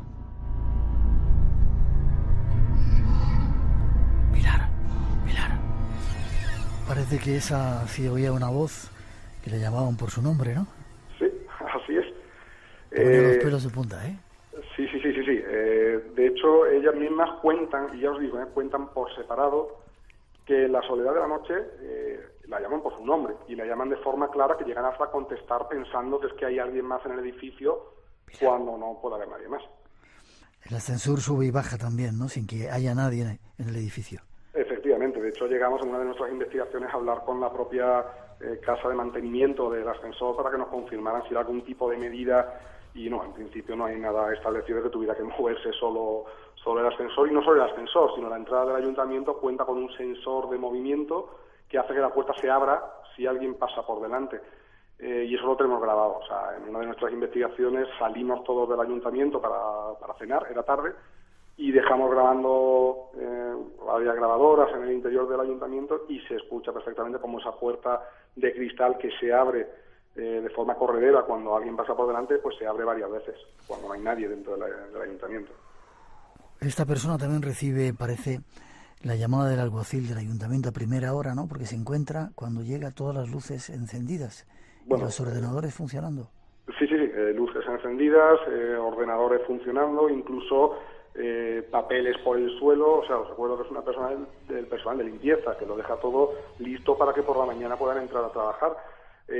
Todo desordenado, ya os digo, luces encendidas, los ordenadores incluso tienen, que es algo curioso, una fotocopiadora que está en un cuarto y le tienen puesto un cartel de no apagar, no desenchufar, porque hagan lo que hagan, se vuelve a encender sola. ¿Eso lo habéis visto vosotros, eso? Eso lo hemos visto, sí. Y de hecho lo tenemos grabado también porque cuanto menos es curioso y lo tienen como algo encerrado para que no pueda hacer nada y que nadie lo toque, porque si lo tocas se pone a funcionar sola. Entonces la tienen allí para que nadie la desenchufe y está continuamente encendida. También el cuarto de la limpieza parece que aparecía desordenado, ¿no?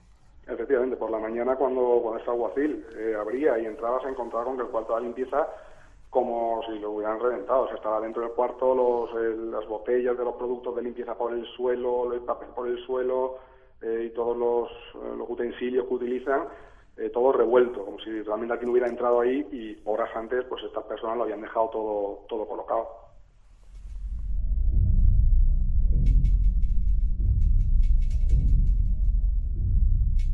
Llegáis vosotros, llegáis el equipo investigador y aparte de recoger, mira los sonidos que hay por ahí, aparte de recoger esas filmaciones, hacéis también psicofonía, ¿no? Y recogéis voces curiosas, ¿no?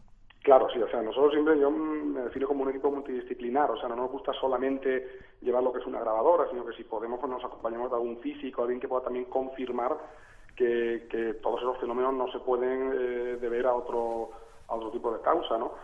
Y sí, a nivel de psicofonía hay algo curioso, y es que nosotros esa primera investigación que hacemos no teníamos ningún dato de lo que allí ocurría, no habíamos hablado aún con esos testigos, y en una de las habitaciones de la planta baja, era uno de los cuartos de la limpieza, un cuarto al que le llaman el frigorífico, porque se da el fenómeno de termogénesis, hace un frío horroroso, increíble.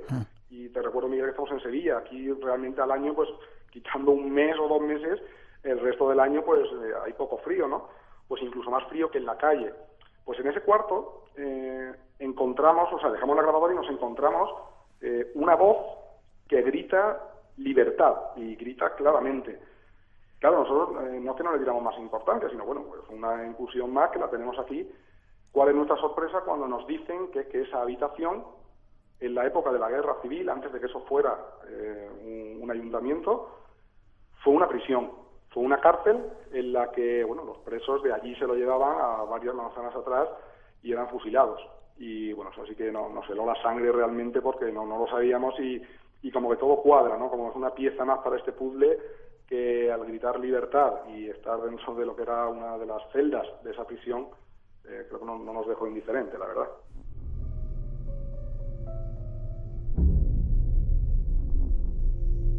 Tengo aquí los datos que parece que el epicentro de todos los fenómenos se daban en el despacho del alcalde, ¿no?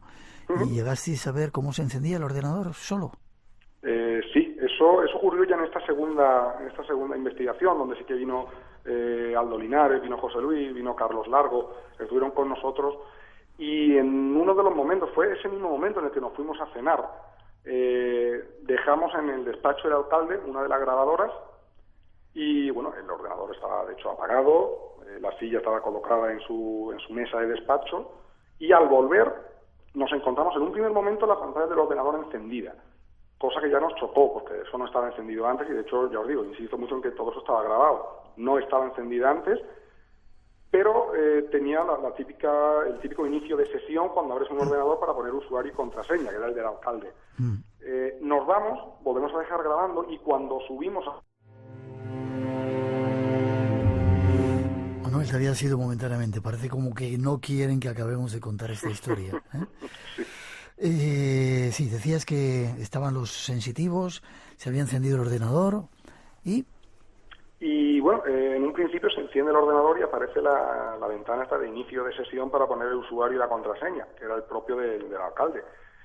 Lo volvemos a apagar y nos vamos de esta estancia, y cuando volvemos, al cabo de 1 hora, nos encontramos ya no solo que la pantalla estaba encendida, sino que ese inicio de sesión ya se había hecho, había entrado usuario y contraseña, y estaba abierto y cargado el propio correo de Outlook del actual alcalde, cosa que, bueno, cerramos rápidamente para no tener acceso a nada. Y que nadie conocía, ¿no, Manuel? Obviamente, claro, es que de hecho lo primero que hicimos, yo ya os digo, yo soy bastante escéptico, hablamos directamente con Modesto, que es el alcalde, y le preguntamos si a lo mejor de forma remota él había accedido para trabajar, y dijo que en absoluto, que por seguridad no existe la opción del manejo remoto del ordenador, y que ni siquiera estamos hablando de un puesto de algún administrativo, que este es el del alcalde, que nadie sabe ese usuario y esa contraseña, claro. Un sitio movidito este ayuntamiento.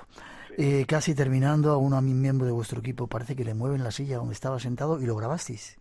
Sí, eso quedó registrado también. Eso fue el profesor José Luis Hermida, que vino con nosotros, y estando sentado haciendo una prueba de aislamiento, que no es más que, que se quedara solo en el ayuntamiento, en este caso concretamente en este despacho del alcalde, sentado en la propia silla del alcalde, hay un momento en que está sentado y se ve perfectamente cómo se le pega un tirón de la silla, que casi se cae de la silla. De hecho, después hemos estado revisando el vídeo por si podía haber sido un movimiento involuntario y no, o sea, realmente no había desnivel, estuvimos mirando incluso el suelo. De poner los pelos de punta. Terminando, ¿qué dijeron los sensitivos, Aldo, Paloma, la gente que estaba por allí, Aldo, José Luis, los equipos que llevabais? Sí, bueno, estuvo con nosotros, estuvo en primer lugar José Manuel Saldaña y después estuvo Aldo Linares y es increíble. O sea, yo siempre digo lo mismo, que tenga oportunidad, que cuente con la ayuda de algún sensitivo, porque realmente lo que hizo fue confirmar punto a punto todo lo que las testigos habían dicho sin haber tenido conversación siquiera con las testigos. O sea, clavaron los sitios, clavaron las presencias, incluso la forma de vestir, todo. Es algo que se nos escapa un poco la razón, pero es indudable. O sea, eso está ahí y se demuestra una vez más que tienen esa capacidad, ¿no?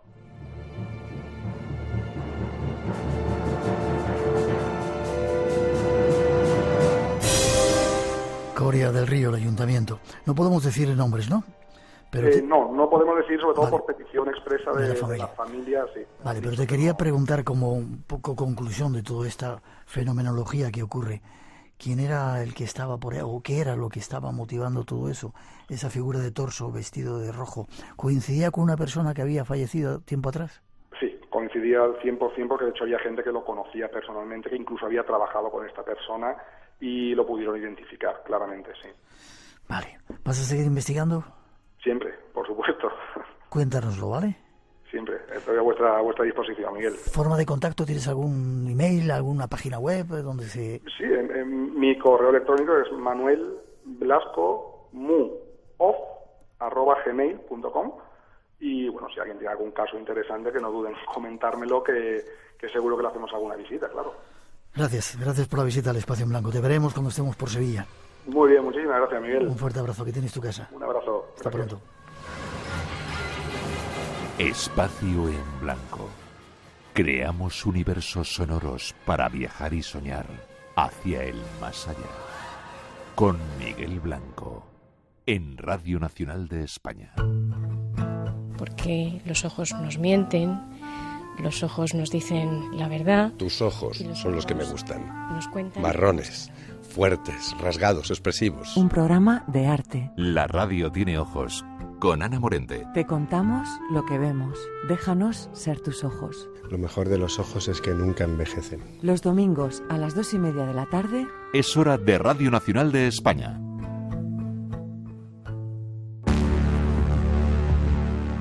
Buscamos respuestas a los misterios de los hombres y las mujeres del siglo XXI.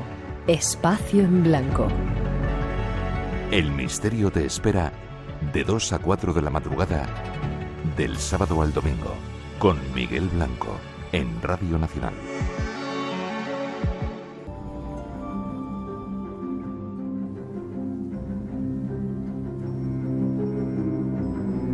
¿Sabías que existen procesos inquisitoriales en los que se juzgó la aparición de objetos volantes no identificados?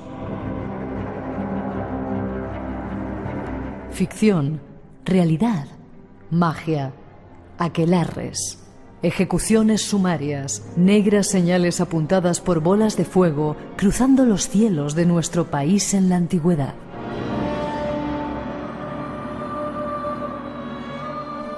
Quizás esas bolas de fuego anunciasen algo que no supieron advertir sus testigos.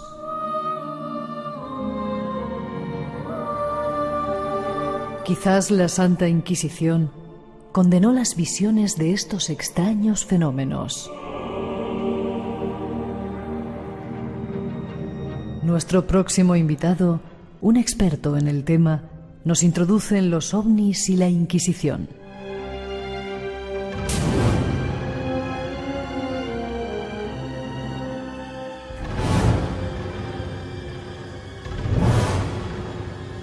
De vez en cuando recibimos mensajes en nuestro correo, en la redacción, de personas que nos ofrecen algunos misterios. Este ha sido el caso, alguien que ya conocíamos y teníamos ganas de tener con nosotros, Fermín Mayorga.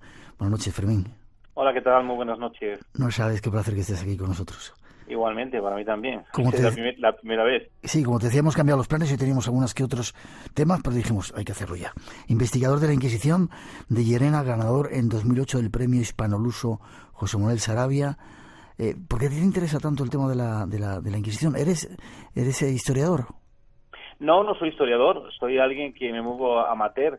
Simplemente que, digamos, en muchísimas ciudades de España el tema inquisitorial es un tema virgen, donde no se han hecho tesis doctorales, donde apenas se ha profundizado, ¿no?, para realmente sacar de ahí toda esa antropología nacional que hay y que a veces pasa desapercibida, ¿no? La Inquisición nos enseña, por ejemplo, que muchas de las fiestas que vemos hoy en día en muchas ciudades españolas es Inquisición y la gente no la relaciona con ellas.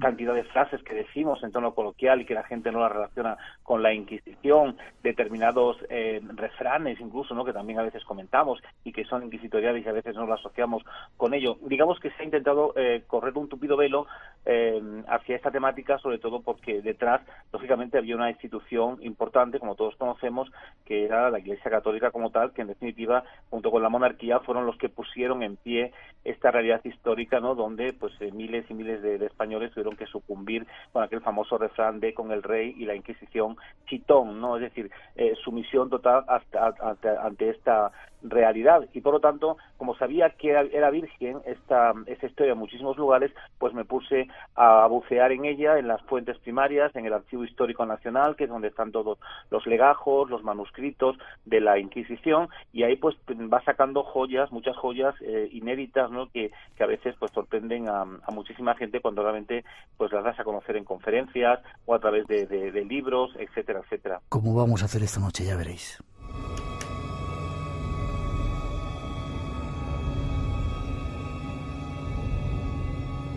Pero si te parece, antes de entrar en el meollo del tema que queremos tocar esta noche, hay un poco de historia de la Inquisición. ¿Cuándo surge? ¿Quién la crea? ¿Por qué se crea? ¿Dónde se crea? Sí, bueno, pues a partir de 1478, digamos, se pone en pie a través de los reyes católicos lo que sería la Inquisición española, siempre, por supuesto, con la complicidad de la Iglesia, que va a estar permanentemente ahí, y sobre todo recordemos que los únicos que podían ser inquisidores por orden vaticana eran los miembros de la orden de los dominicos, los dominicán, los perros de Dios, ¿no? Su misión era la de depurar las herejías en toda la piel de toro y, por supuesto, cuando se inicia, los primeros que van a ser atacados por esta institución van a ser sobre todo los conversos de judíos, ¿no?, aquellos que se habían convertido de alguna manera al cristianismo. Algunos se convierten pues seriamente y otros falsamente, y mucha gente, bueno, pues empiezan a judaizar en las alcobas de sus casas, que las convierten en sinagogas. Hay frases que decimos en tono coloquial, como por ejemplo, te vas a romper la crisma, ¿no?, que muchas veces la decimos cuando nos damos un golpe en la cabeza. Sin embargo, eso es lo que hacían los conversos de judíos españoles, ¿no?, que era desbautizar al niño. ¿Y en qué consistía esto? Pues fíjate, ocupar inicialmente los bancos de las iglesias, los primeros lugares para demostrar esa conversión, pero cuando llegaba a casa, en esas alcobas, ahí creaban su particular sinagoga y ahí desbautizaban al niño, que consistía en restregarle la frente hasta quitarle la crismación, el óleo sagrado que el sacerdote le había puesto en la frente. Eso equivalía, lógicamente, a romper un sacramento que era el sacramento del bautismo y equivalía a la hoguera. Por lo tanto, ese matrimonio rápidamente, si se había descuidado a la mujer, en este caso con el rorro, y alguna cristiana de raza había visto que le faltaba el pellejo, pues dice, uy, esto es herejía. Rápidamente iba al comisario, que suele hacer un sacerdote en este caso, y a partir de ahí pues se detenía a través de los familiares del Santo Oficio, de esa policía al servicio de la Inquisición, y se llevaba a las cárceles secretas. Esto simplemente sería un pequeño aperitivo de esa realidad que te puedes encontrar en esta trastienda inquisitorial, ¿no? Amén de otras muchas historias relacionadas con el tema UFO, que quizás sea esa parte desconocida dentro del mundo ovni, y que sin duda alguna pone de manifiesto que en este país muchas personas, simplemente por el mero hecho de haber mirado al cielo y haber observado una determinada luz que se movía derecha a izquierda, o por ejemplo una determinada nave equivalía a herejía si así lo comentabas ante tus vecinos. Lo único que se podía, por ejemplo, ver en el orbe, en el firmamento, eran las imágenes de la Virgen María, de los apóstoles, de los santos, en definitiva, de todos aquellos personajes que forman parte del cristianismo como, digamos, números uno, ¿no? Pero no podía salirte de ahí. Salirte de ahí equivalía a ser detenido, a ser interrogado, inclusive condenado. Por lo tanto, cuando uno bucea en los legajos y manuscritos de la Inquisición, pues te das cuenta de estos detalles, ¿no?, donde a veces algunas personas tuvieron que sufrir esta realidad porque ellos no se bajaban del burro, nunca mejor dicho. Ellos decían que había visto una luz que se movía de derecha a izquierda, pero que no visualizaron la imagen de la Virgen María, por ejemplo. Bueno, pues a veces, por ejemplo, en Caspe, en Zaragoza, sucedió un hecho muy curioso donde precisamente, el sacerdote de Caspe, allá por el año 1787, un 19 de enero, va a visualizar junto a todo el pueblo de Caspe el famoso espectáculo de los 3 soles, ¿no?, que a veces sucede cuando las nubes están como congeladas, se refleja el sol y te sale esa pareidolia, ¿no? Bueno, pues a partir de ahí el pueblo se pone de rodillas, todo el pueblo, ante esa imagen, porque el sacerdote le está diciendo que lo que se está visualizando era el misterio de la Santísima Trinidad, el Padre, el Hijo y el Espíritu Santo. Y había que creerlo, ¿verdad, Fermín? Claro, por supuesto, y a partir de ahí entran en la iglesia, comienzan a hacer una misa en devoción, y a partir de ahí pues se crea ese milagro que no era tal, y el sacerdote lo sabía perfectamente porque conocía un poco de astronomía, pero era una manera de enganchar al pueblo a esta realidad, y hay de aquel que os hace decir lo contrario.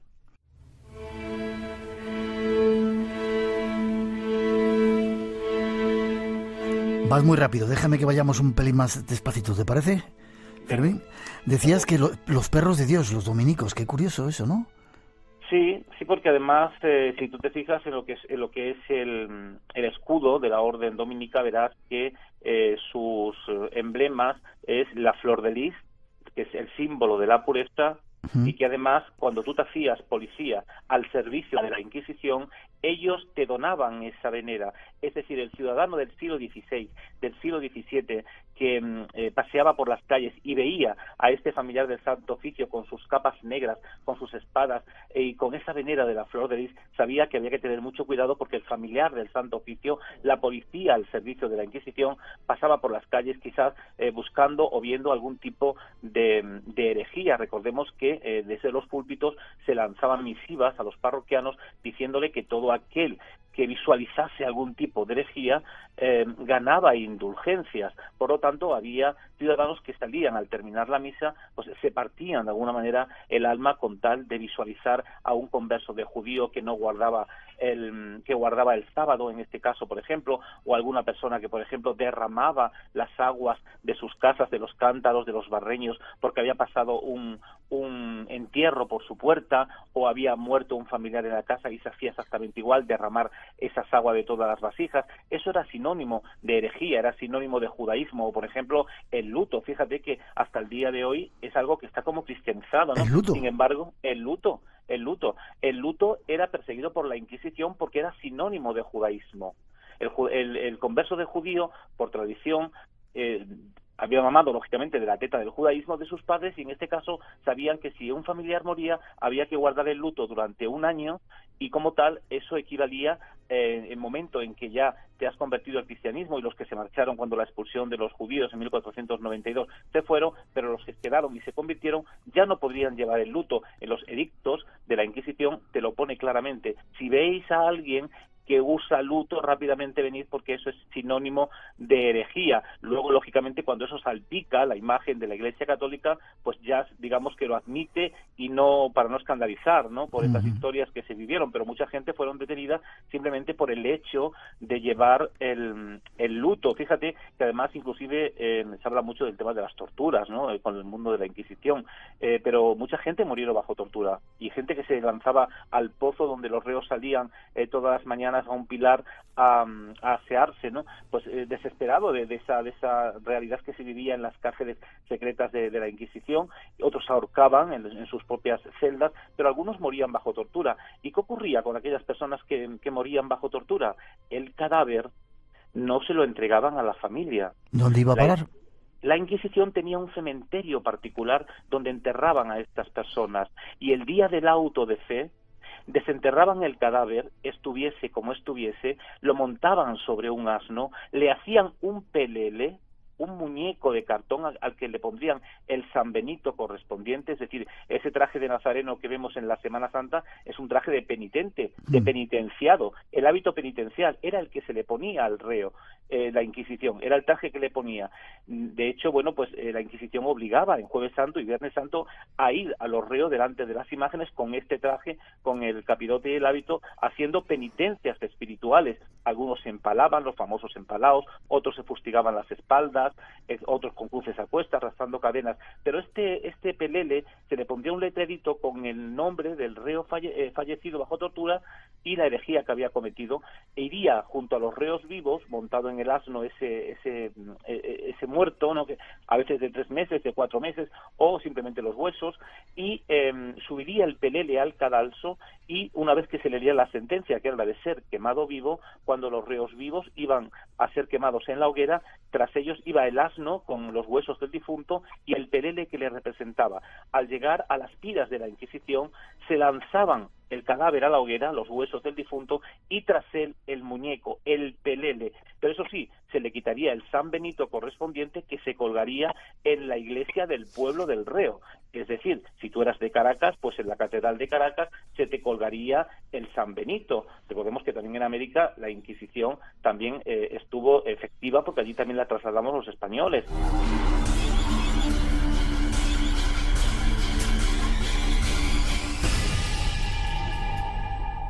Espacio en Blanco. Tu cita con lo desconocido. En Radio Nacional. Con Miguel Blanco. Y recibiendo esta noche una lección magistral acerca de la Inquisición por Fermín Mayorga. Te voy a pedir, si puedes, que seas más sintético. ¿Cuánto tiempo duró la Inquisición?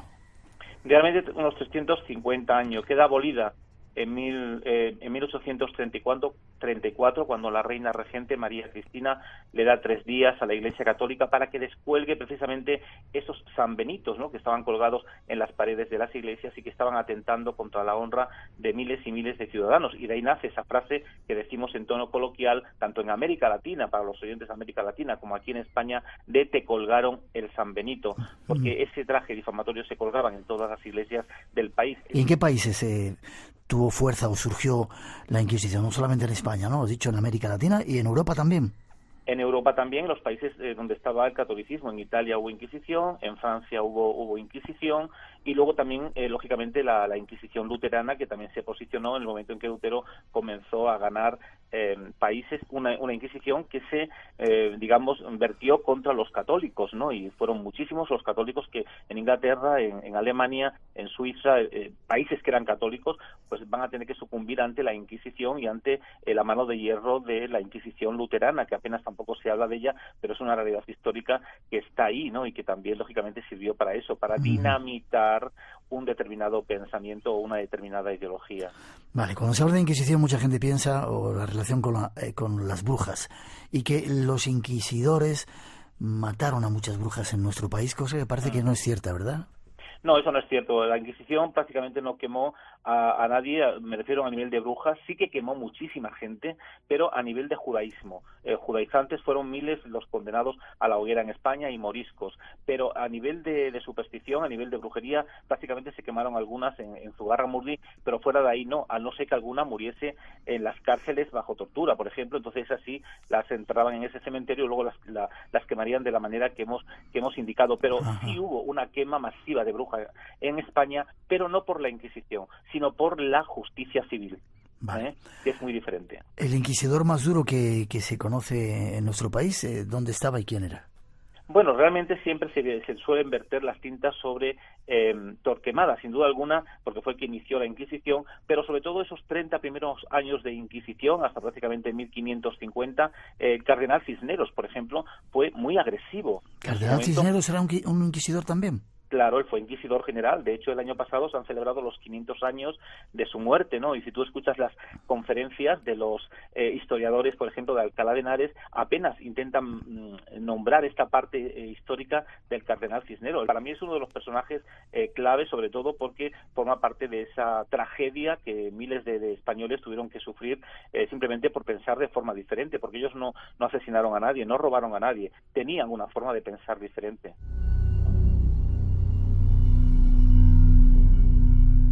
Y ahora sí, volvemos a ese tema que has esbozado casi al principio, de los platillos volantes o los ovnis en los cielos y la Inquisición. Contabas el caso de ese pueblo donde habían visto los 3 soles, en Caspe. ¿Hay más datos de testigos que hayan visto esto y no lo hayan podido contar, o que cuando se le hayan contado a la Inquisición hayan tenido que cambiar la versión y aquello no eran ovnis, era la Virgen o los santos?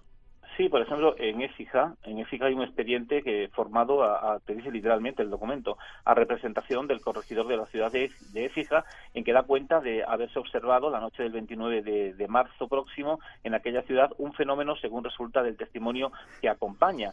Se presentaron ante el notario del corregidor de Écija, Mateo Bernardo Rejano y Francisco Álvarez, estos dos serenos.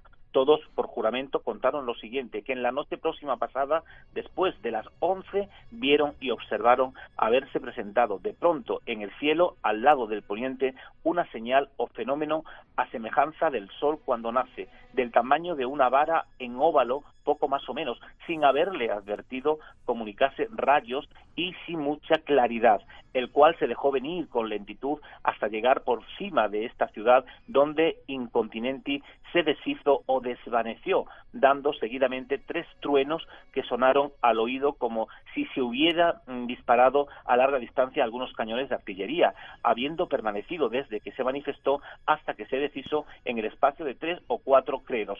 Bueno, pues esta realidad que se visualizó en los cielos de Écija, allá por 1650, resulta que también se va a cambiar la idea de lo que te cuentan estos personajes, este Mateo Bernardo Rejano y Francisco Álvarez, porque rápidamente lo único que se podía visualizar es lo que dijimos anteriormente, y van de nuevo a decir que es un aviso de Dios que está dando a través de esos truenos, de ese estruendo, al pueblo de Écija, porque en Écija precisamente no se está viviendo el cristianismo de una manera potente y de una manera seria, ¿no? Sí. Por lo tanto, eran avisos, eran como meter el miedo a la gente, a una sociedad inculta de la época, a través de este tipo de movimientos. Y era, sin embargo, una descripción clarísima de lo que hoy pensaríamos o catalogaríamos como un ovni, ¿verdad? Objeto volante no identificado, clarísimo, clarísimo. No sé si hay alguno más y vamos terminando estos ejemplos que pones. Pues mira, hay uno muy interesante que sucedió en Calahorra, en Granada, allá por septiembre del 768, y precisamente ahí, sobre las 3 o las 4 de la mañana, te dicen que pasó una nave por la población, que muchos vecinos al ruido salieron, que vieron cómo iban hacia la sierra de Baza, y que explotó casi al llegar a la sierra de Baza, y que iba dejando una especie de humo, ¿no? De humo blanco que se visualizaba inclusive en la noche. Bueno, pues esto que se vio también en Calahorra, en Granada, sirvió para cambiar el chip a la población, y que esa nave, porque así te lo explica el documento, como nave, dejase de ser una nave y rápidamente pues se dijese lo que se dijo también en Écija, que eran movimientos desde el cielo traídos por Dios para de alguna manera pues decir a la gente, oye, ponernos firmes, que no estáis yendo por el buen camino, por la senda del crucificado, ¿no? Y así es como se tergiversaba la historia, precisamente en estos temas relacionados con el mundo UFO de la época.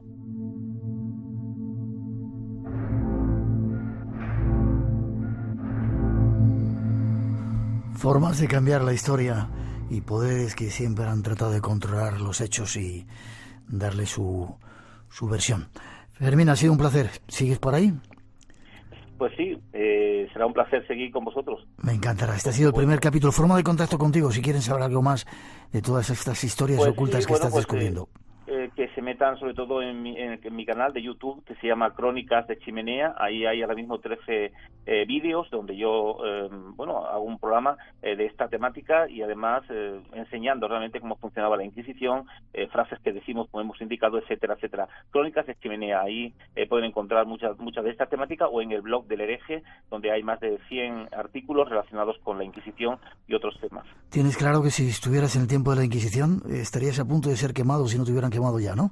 Seguramente, todo aquel que de alguna manera dijese que este tipo de cosas, pues lógicamente eras un hereje, estabas contraviniendo a uno de los poderes fácticos del momento. De cualquier forma ha sido un placer estar contigo, Fermín Mayorga. Igualmente, un fuerte abrazo para todos. Fuerte abrazo.